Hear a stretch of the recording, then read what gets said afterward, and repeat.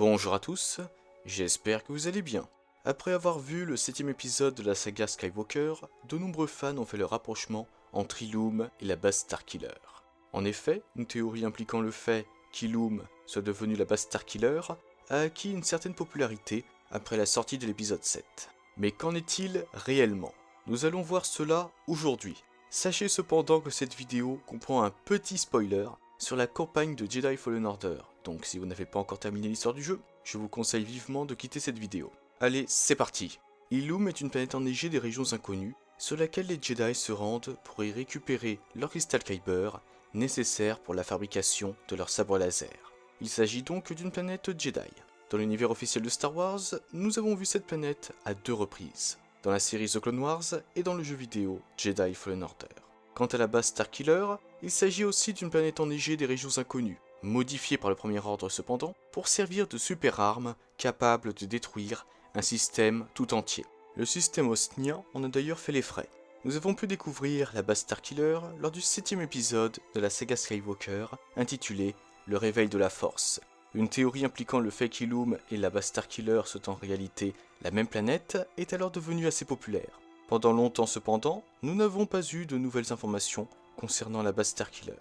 C'est le 15 novembre 2019 que sort le jeu vidéo Jedi Fallen Order, dont les événements ont lieu en 14 avant bataille de Yavin, soit 5 ans après la proclamation de l'Empire Galactique. Et si on se rend sur Ilum après avoir fini Jedi Fallen Order, on constate que l'Empire a creusé une immense tranchée dans la planète.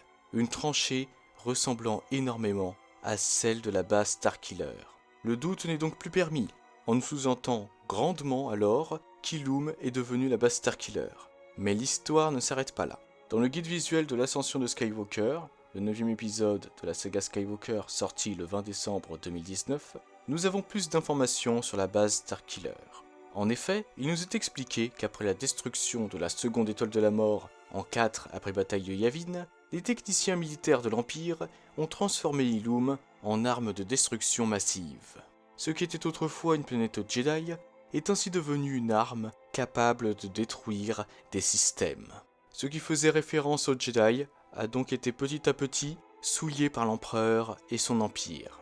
Néanmoins, à la suite de la destruction de la base Starkiller par Poe Dameron en 34 après bataille de Yavin, la singularité hyperspatiale de la micro-étoile se trouvant à l'emplacement de la base a été appelée le Solo, en hommage à Han Solo, héros de la rébellion ayant permis à Poe Dameron de détruire le Starkiller et étant décédé à l'intérieur de la base.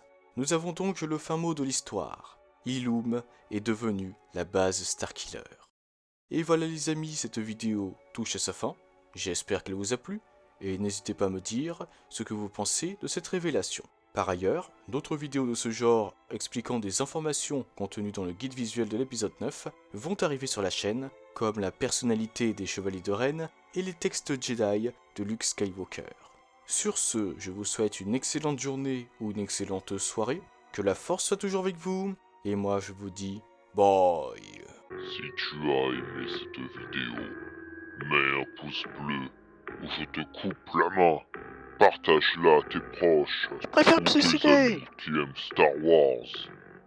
Et abonne-toi Jamais. pour rejoindre l'Empire Galactique pour que nous puissions régner sur la galaxie.